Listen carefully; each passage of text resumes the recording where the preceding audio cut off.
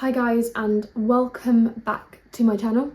Today's case is going to be a horrendous one. I remember watching this on the news a couple of years back and it being such a tragedy because it was meant to be such an exciting adventure for the people involved, and it was just seemingly so shocking. On the 18th of June 2023, a submarine named Titan, operated by the company OceanGate, was descending on a deep dive into the Atlantic to explore the wreckage of the Titanic. During its time underwater, the submarine imploded, killing all people on board. Before we get into the details of this tragedy though, let's talk about OceanGate.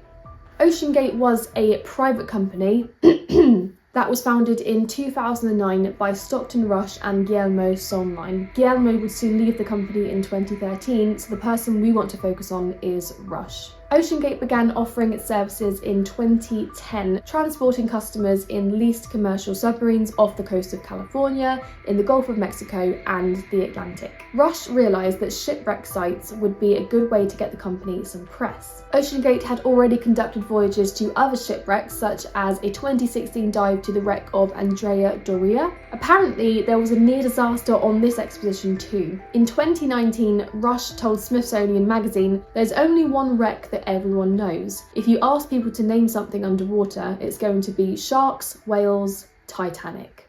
Titan.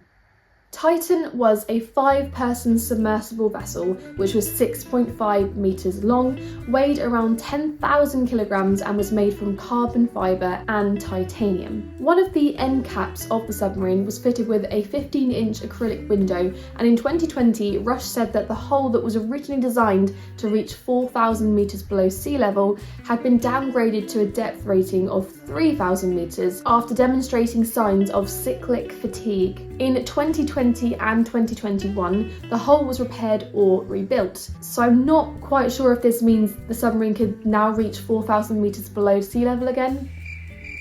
Rush told Travel Weekly that the carbon fibre used to make the submarine had been sourced at a discount from Boeing, as it was too old to be used to make their airplanes. But Boeing have no record of any sale of carbon fibre to OceanGate. It gets even more suspicious. So to start with, OceanGate didn't get Titan certified because excessive safety protocols hindered innovation. It's a fancy way of saying, yeah, we're not paying for safety measures. In 2018, OceanGate's Director of Marine Operations, David Lockridge, brought up safety concerns he had about Titan. In court documents, Lockridge said that he'd urged OceanGate to have Titan assessed and certified by the American Bureau of Shipping, but OceanGate refused. They instead requested for the vehicle to be classed in 2019 from Lloyd's Register, a ship classification society. Lloyd's Register obviously refused this request. Lockridge also said that the transparent window on the front of the submarine had a non-standard or experimental design, so it was only certified to a depth of 1,300 metres, a third of the depth required to reach the Titanic's wreck. Titan can move as much as 3 knots, which is about 3.5 miles an hour, using 4 electric thrusters, 2 horizontal and 2 vertical. Its steering controls consisted of a Logitech F710 wireless game controller with analog sticks which were modified to make them longer. The University of Washington's Applied Physics Laboratory based this design on a DualShock 3 video game controller. Look, I know nothing about ships or submarines or any maritime vehicle, but is this normal? It just all seems a bit haphazard and juvenile. And I did look this up.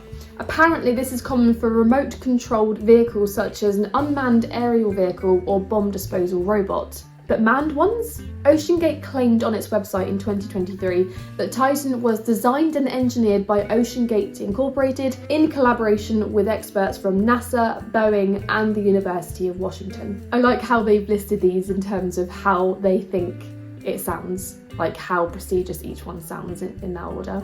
A scale model, which was 1/3 of the size of Titan, was built and tested at the Applied Physics Laboratory, APL, at the University of Washington, and it was able to sustain a pressure corresponding to a depth of about 3,000 metres. So that's that question answered. We're still 1,000 metres short. But after the disappearance of Titan in 2023, these associates denied involvement with the project entirely. The university claimed APL had no involvement in the design, engineering or testing of the Titan submersible. submersible. So after these tests that did or did not take place, Rush refused to construct a new design and even told the engineers to salvage and reuse the previous parts. Anonymous former employees told Wired that damage done to these materials could have weakened the joins. Say what? What? How? Why? How is this allowed, and how has he justified this? Because he clearly hasn't. The new submarine also included lifting rings, which had been warned against by engineers, of course, because the submersible's titanium parts would not handle the tension. Now, Boeing. A spokesperson for the company said that Boeing was not a partner on Titan and did not design or build it. So that's that. So what about NASA? A spokesperson for this company said that NASA's Marshall Space Flight Center had a Space Act agreement with OceanGate, but did not conduct testing and manufacturing via its workforce or facilities. Okay, let's just say it was developed and designed originally in partnership with the University of Washington and Boeing. Both of these companies put forward numerous designs and testing requirements, but Rush obviously ignored them. To make this even worse, this was despite prior tests at lower depths resulting in implosions at the university's lab. These partnerships obviously dissolved as Rush refused to work within quality standards. According to OceanGate, Titan contained systems to continuously monitor the strength of the hull. It also had life support for 5 people for 96 hours. As there is no GPS underwater, something I'd never thought about before, the support ship above would monitor Titan's position relative to the ship by sending text messages to Titan. Again, according to OceanGate, Titan had several backup systems that could return the vessel to the surface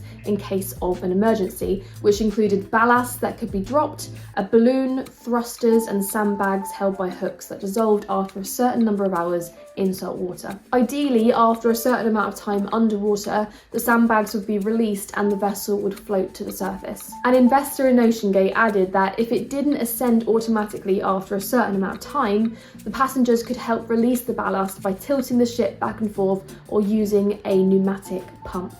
The dives. The first missions, as OceanGate would call them, occurred in the summer of 2021. There were 5 missions this year and then 5 more the next year in 2022. Passengers would sail to and from the wreckage site on a support ship and spend about 5 days above the Titanic. Normally 2 dives were attempted in this 5-day period, though some were cancelled due to weather or technical malfunctions. Each dive would have a pilot, a guide and 3 paying passengers aboard. Once everyone was inside, the hatch would be bolted shut and could only be reopened from the outside. Oh, it's my worst nightmare. The descent from the surface to the Titanic wreck took about 2 hours, with the full thing taking around 8 hours. Throughout the journey, Titan was to emit a safety ping every 15 minutes to be monitored by the ship, and they could also communicate through texts. So how much did this cost, you may wonder? The customers or mission specialists paid $250,000 for the 8-day exhibition. And there obviously is another term for that amount of money.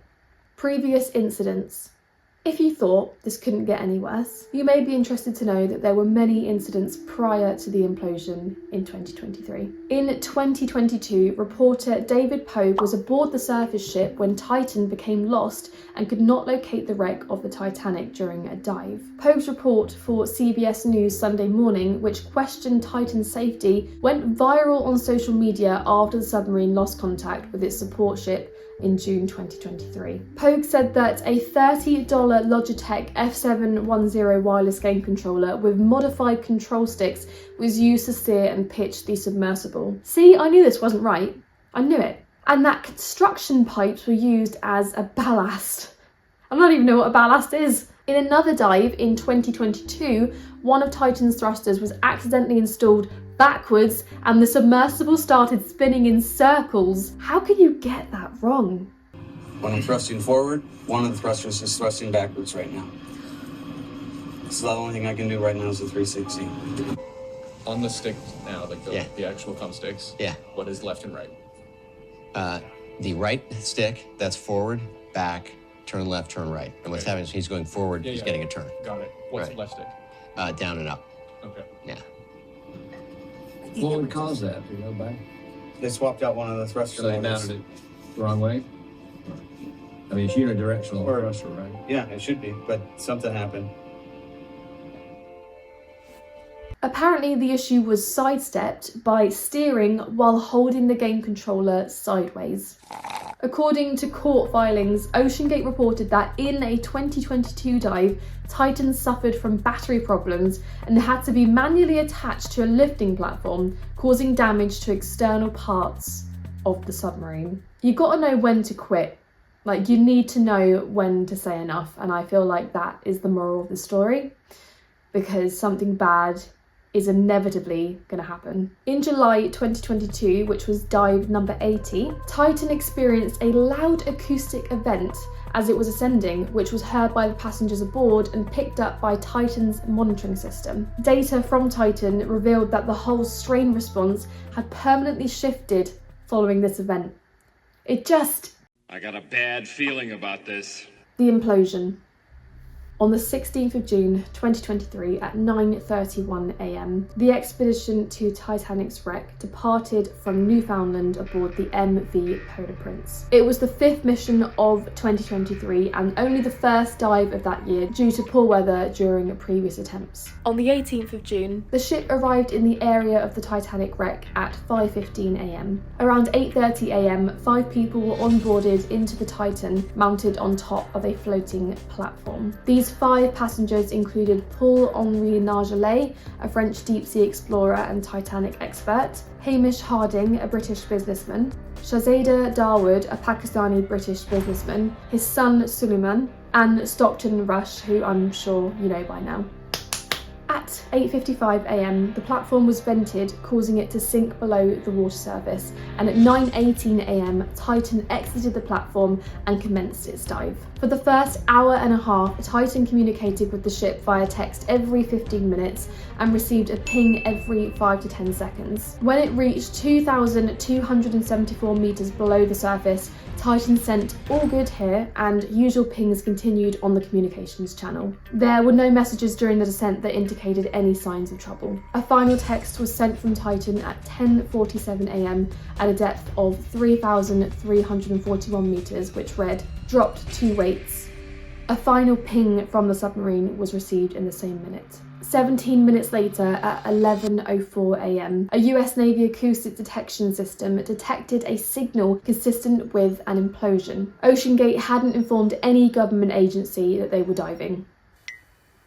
Since the small submarine did not conform to known acoustic profiles of large military submarines, it was classed as an anomaly. It's unknown exactly what took place, but James Cameron has suggested that the submarine's early warning system likely alerted the passengers to an impending doom, saying, "We understand from inside the community that they had dropped their ascent weights and were coming up, trying to manage an emergency." Bob Ballard, the discoverer of the Titanic wreck, also said that the crew was likely experiencing difficulties and was trying to ascend at the time of the implosion. In September 2024, so literally last year, Tim Catterson, an OceanGate contractor who was aboard the Polar Prince when it happened, testified that there was no indication the crew was aware of any problems with the submarine. The last human written communication by Titan indicated that they dropped 2 weights, roughly 32 kilograms, which was routine to adjust buoyancy from negative to neutral as it approached the seabed. This also illustrates that the crew wasn't aware of any emergency. So it's interesting how some people think that they were aware of an emergency and they were trying to come up, and some people don't. The last automatic ping was received by the Polar Prince approximately 6 seconds later, after which contact was lost. Simulations developed the same year of the implosion suggest that due to immense pressure, the implosion probably took tens of milliseconds. So the occupants didn't even realise what was happening before it did. I remember watching this at the time, and no one knew what had happened to this submarine. Like, they didn't know if they were alive or dead. There was always a possibility that the submarine was still intact and therefore the crew aboard were running out of breathing air. Search and rescue.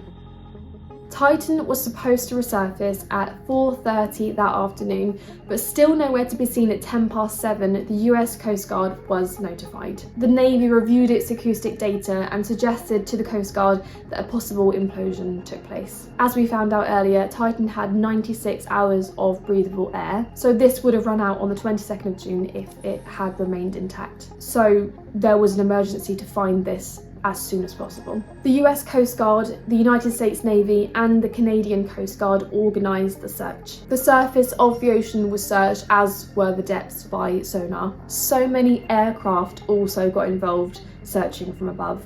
The Coast Guard indicated that the mission was difficult due to many reasons, including the remote location, weather, darkness, sea conditions and water temperature. So everything was going against this search. Furthermore, although many submersibles have acoustic beacons that can be detected underwater by rescuers, Titan did not. With respect to the noises specifically, we don't know what they are, to be frank with you. The good news is, what I can tell you is we're searching in the area where the noises were detected, and we'll continue to do so. On the 20th of June, a Canadian sonar picked up some underwater noises, and a Canadian aeroplane had previously spotted a white rectangular object floating on the surface. A ship that was sent to find and identify the object was diverted to help find the source of the noise. And the noises were later described by the US Coast Guard as being unrelated to the missing vessel. So I don't believe we know what that white rectangular object was. Discovering the debris. At 18 minutes past 1 on the 22nd of June, the same day the air would have run out, the US Coast Guard announced that a debris field had been found near the wreck of the Titanic. This debris was located 5 hours into a search and was later confirmed to be part of Titan. A few hours later, at a press conference, the Coast Guard said that the loss of the submersible was due to an implosion of the pressure chamber, and that pieces of Titan had been found on the seafloor about 500 metres northeast of the bow of the Titanic. The debris consisted of the tail cone and the forward and aft end bells. These two latter parts were part of the pressure vessel, which was meant to protect the crew from the ocean environment. The debris field was also focused in 2 areas instead of 1. Recovering the debris.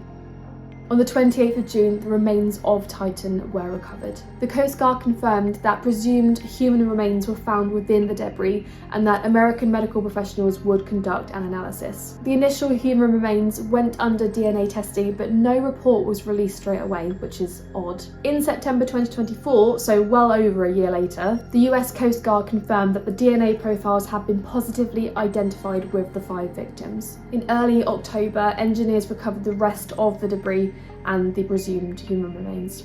Investigations. Now, this probably won't surprise you in the slightest, nor did it me, but there were a couple of major themes raised during the investigations of this disaster. They were OceanGate's refusal to listen to safety concerns and putting cost above this, and that the submersible had over 100 equipment issues over 2 years prior to the final dive. Isn't that insane? I'd like to say that this was an accidental tragedy, and it's really sad that this happened, but we had absolutely no idea that it was going to happen. But I can't sit here and say that. I cannot believe how many purposeful oversights there were in the making of the submarine and then the people that actually went on board this thing. It's just crazy how money can be so much more important than human life and just human safety. There will be some people that will argue that the passengers had some responsibility in their own safety by getting into this submarine, and for some reason they should have known that it was unsafe. But even Rush himself assured the passengers that it was 100% safe. I've just found the quote. Rush claimed that it was safer than crossing the street. So my question is, how can we blame the customers for getting into this death cabin? For me, this is a very open and shut case. And of course, there will be even more debates over this with the release of the Netflix documentary Titan, the OceanGate Disaster, coming out on the 11th of June. I really hope you enjoyed this video and enjoyed learning about this horrendous case. As always, please like and subscribe for more creepy videos and conspiracies, and I will see you all in the next one.